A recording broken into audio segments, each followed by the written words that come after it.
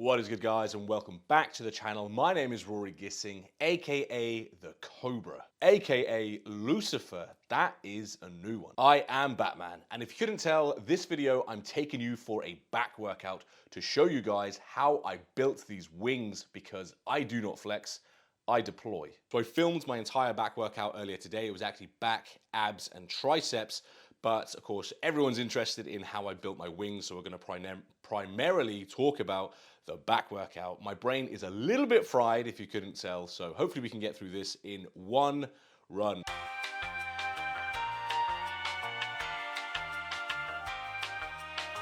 So I'm just going to talk you through everything, why I chose the exercises I chose, a little bit more about my goals as well. Just pretty much just freestyle it as we go through the back workout. Okay, let's get into it. So I didn't record every single set because there's 16 sets total for back, 8 sets for triceps, and 4 sets for abs. So I sort of selected just the best angles as I did, sort of try to film multiple angles and then pick which ones are going to be the best for you to see in this video. So we're starting off with some dead hang pull-ups. So I am really stretching this into the dead hang. It is assisted, as I still have a little bit of issues going on in my forearm / bicep area, but I am doing this to an absolute dead hang, as you can see, really stretch it out and really pull it in. I'm doing these primarily because I have bad scapular control. So the majority of this workout for my back day is to really enhance my scapular control,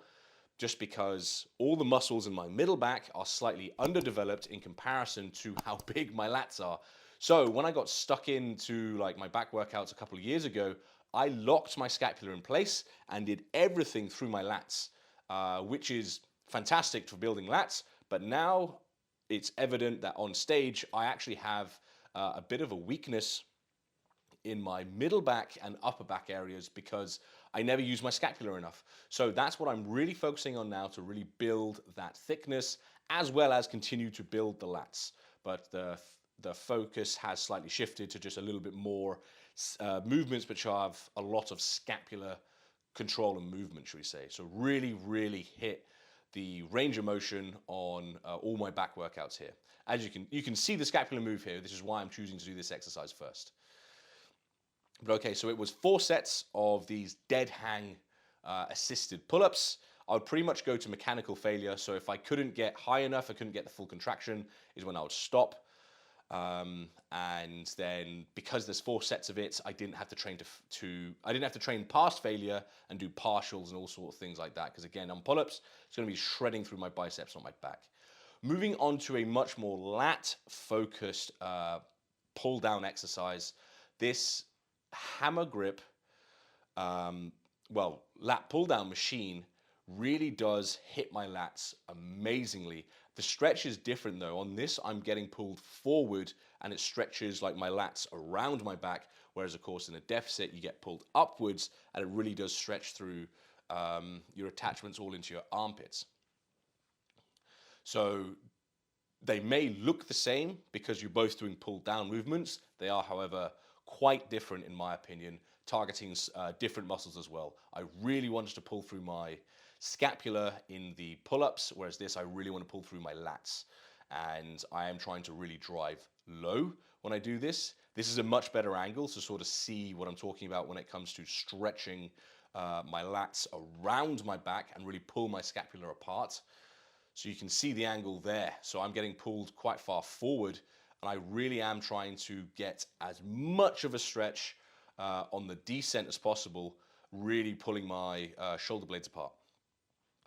So I am trying to have a slight pause there at the bottom. As you can see, I thought it was a lot longer pause when I was doing this exercise, but in reality, it was a split second. It really was. So I need to improve that myself. I do want to really, really pull in that contraction there, and I do want to be holding the stretch, which I'm happy with the amount of stretch I'm getting. That is definitely, I'm happy with that. But again, another 4-set exercise. Everything I'm doing here is 4 sets. So everything is also going to be between pretty much 8 to 12 reps. I'm aiming for 10. If I get 12, it's a bonus. If I get 8, I need to drop the weight for the next set. So all of it is being played by ear. And and how I'm feeling for that set. So onto a row, the first row of the day, in fact, the only row of the day, really to drive in a bit of lower lat and just all of that middle back thickness area. So again, really focusing on the stretch. I set the machine up, because you can on this prime row, I set the machine up so it's heaviest at the stretch point. So when the muscle is elongated is when it's heaviest, and then it drops off a little bit as we come in.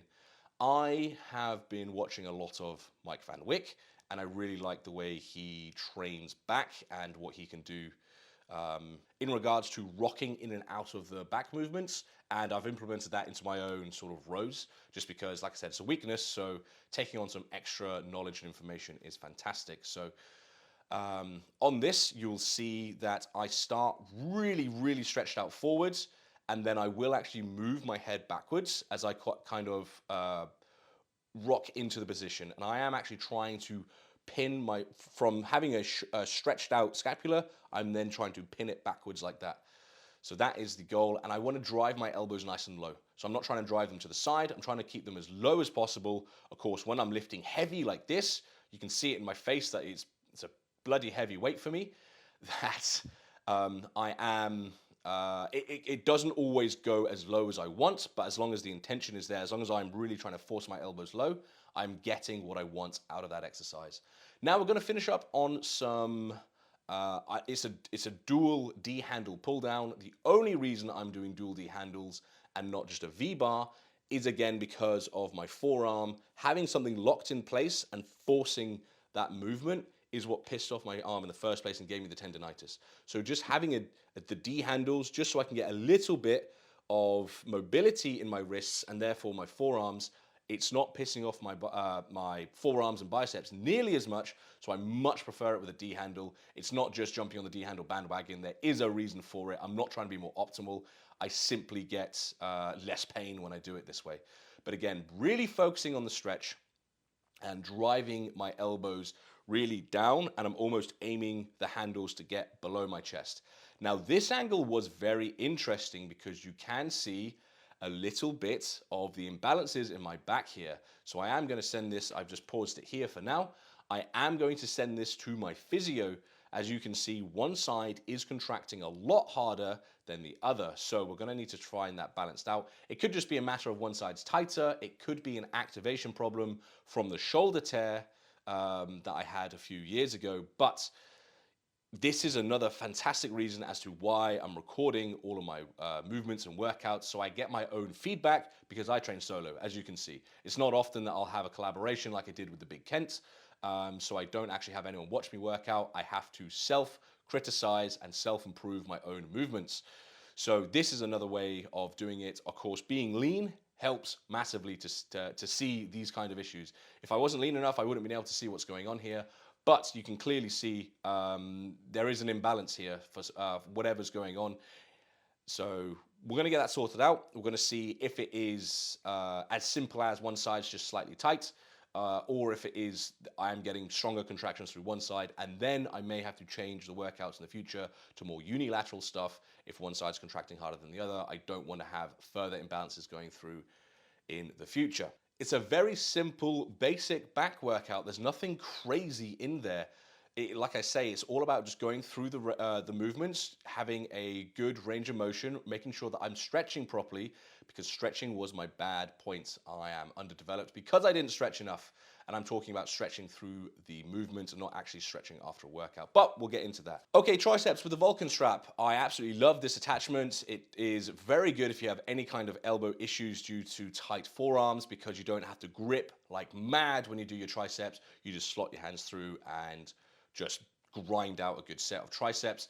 So again, this is 4 sets of these cable push downs, and then I'll do 4 sets overhead as well.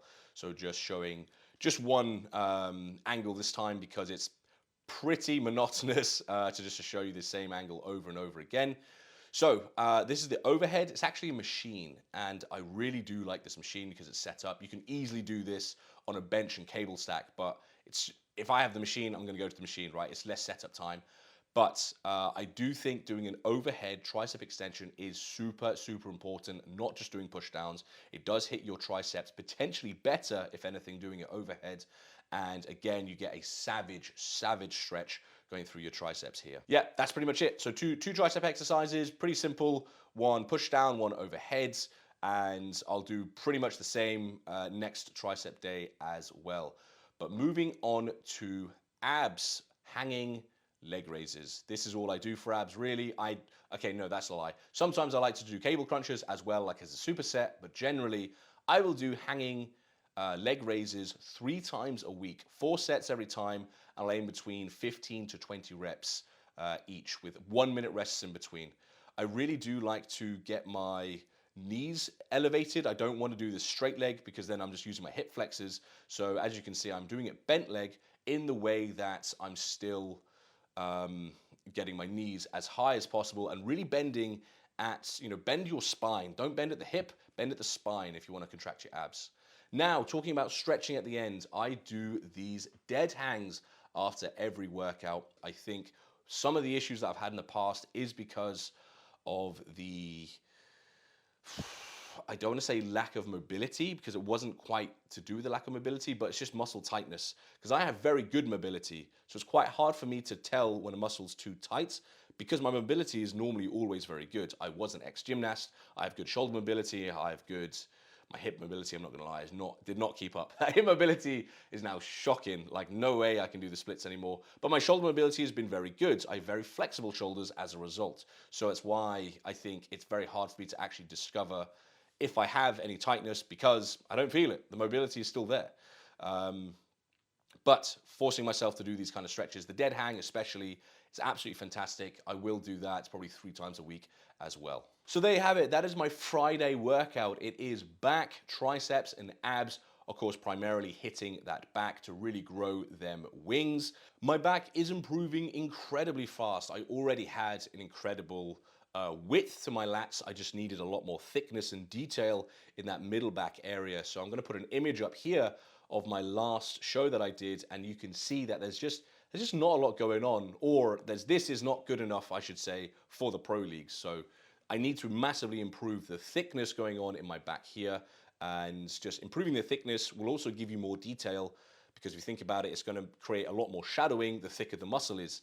And it's not just all about condition. I do have to have a bigger, thicker muscle to get incredible condition in the first place. And another thing that's helping me improve my back so fast is that I train my back every Monday and every Friday. So I will train back twice a week without fail.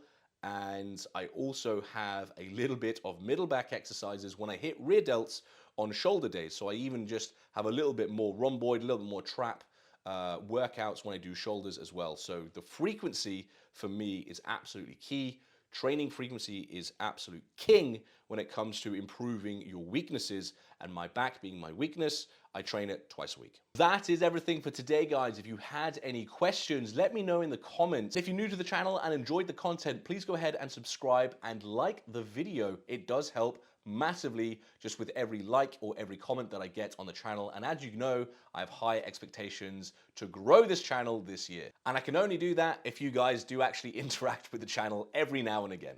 But that is everything for today, guys. Thank you for watching, and I'll catch you in the next video.